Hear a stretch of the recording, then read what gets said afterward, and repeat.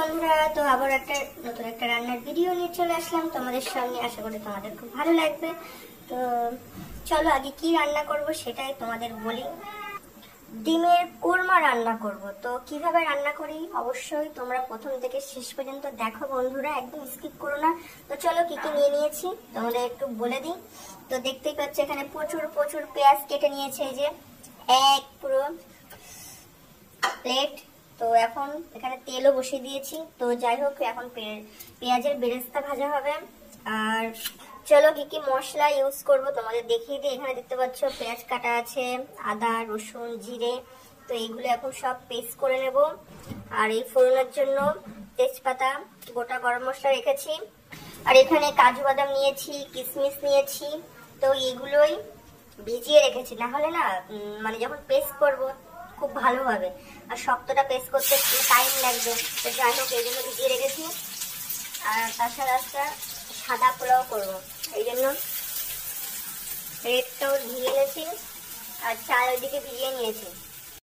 এই যে পেঁয়াজের বেরেস্তা ভাজা হচ্ছে। তো চলো সুন্দর করে পেঁয়াজের বেরেস্তা ভাজা হতে হতে চট করে মশলাটা রেডি করে নিই।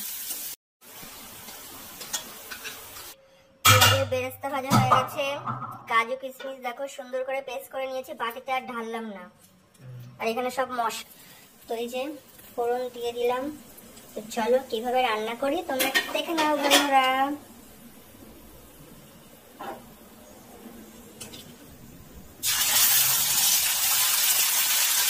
এবার সব মশলা দিয়ে দিলাম তেলে।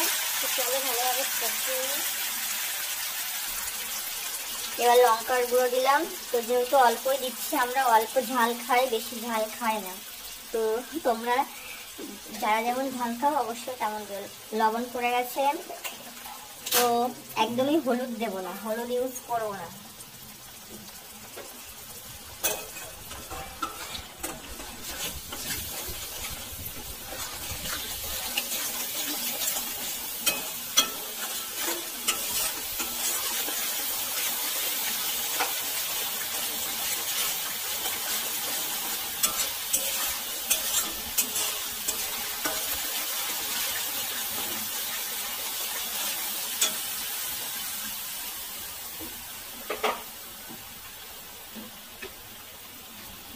একটু স্বাদ মতো মিষ্টি দিয়ে দিচ্ছি, কারণ মিষ্টি না দিলে একদমই ভালো লাগবে না। তো আমরা দিই সব কিছুতেই। তো কাজু কিশমিশ পেস্টটা দিয়ে দিলাম।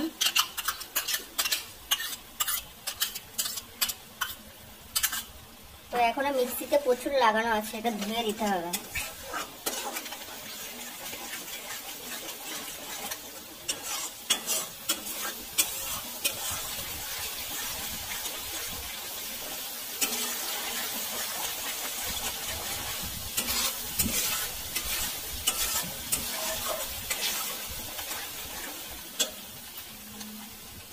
তো চলো একটু মিক্সিটা ধুয়ে একটু হালকা জল দিয়ে দিই।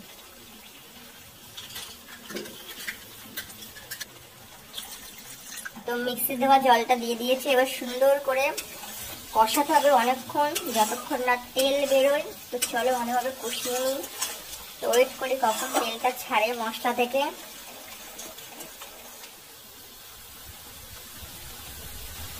আজকে পুরো সাদা সাদা হবে, হলুদ দিইনি, লঙ্কাও অল্প দিয়েছি, যেহেতু কোরমা তো এই জন্য সাদা তো হতেই হবে। দেখতে কেমন ফুটছে। তো বন্ধুরা দেখো অনেকক্ষণ কষালাম। তো দেখতে পাচ্ছ তেল কিন্তু ছেড়ে দিয়েছে। তো চলো এবার ডিমগুলো দিয়ে দিই। তো ডিম কিন্তু একদমই ভাজিনি, তো সেদ্ধ ডিম এবার মশলার ভিতর দিয়ে দেবো।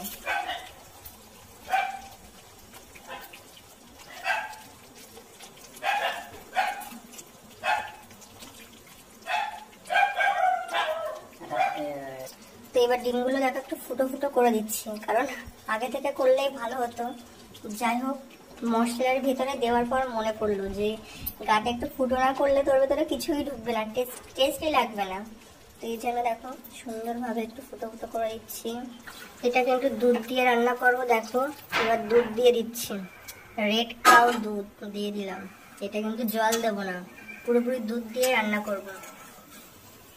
দেখতেই পাচ্ছ একটা না শাহি শাহি ব্যাপার আসছে, শাহি শাহি। তো দেখতে পাচ্ছ বন্ধুরা, কালারটা জাস্ট দারুণ এসছে। তো যখন হয়ে যাবে তখন লাগানোর সময় একটু অবশ্যই ঘি দিতে হবে। আর যে বেরেস্তা ভিজে রেখেছি তো অবশ্যই সেটা তো দিতেই হবে, নাহলে তো টেস্ট একদমই আসবে না। দেখো, দেখছো পুরো মানে শাহি শাহি ব্যাপার। তো জাস্ট পোলাওর সাথে আজকে জমে যাবে। তো আজকে যেহেতু হলুদ হলুদ পোলাও করবো না, সাদা পোলাও করবো, সব আজকে সাদা সাদা খাবো। ডিমটাও পুরো সাদা, পোলাওটা পুরো সাদা। বন্ধুরা, ডিম কোরমা রান্না হয়ে গেছে। তো চলো এবার ঘি দিয়ে দিই। তো আমি একটু খেয়ে দেখলাম, দারুণ টেস্ট হয়েছে, মনে হচ্ছে পুরো ক্রিম ক্রিম লাগছে। তো এই ঘি দিলাম। তো যেহেতু একটু শাহি শাহি ব্যাপার, তো একটু ঘি না দিলে তো ভালোই লাগবে না। তো চলো এবার যে বেরেস্তাটা করে রেখেছি তো ওটা এবার দিয়ে দিই।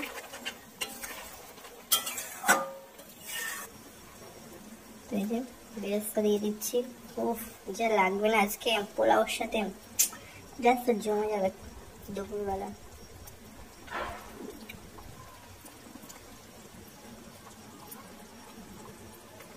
তো দেখো অনেকটা পরিমাণে দিলাম বেরেস্তা। তো চলো এবার লাভিয়ে দিই। উফ, গন্ধ যা বেরোচ্ছে, দারুণ গন্ধ। তোমরা একবার ট্রাই করে দেখো, অবশ্যই তোমাদের আশা করি খুব ভালো লাগবে রেসিপিটা। তো চলো লাভিয়ে নিই। ডিম কুমড়া কুমড়া হয়ে গেছে। যাদের ভিডিওটা ভালো লাগবে অবশ্যই লাইক করে শেয়ার করে দেবে বন্ধুরা। টাটা।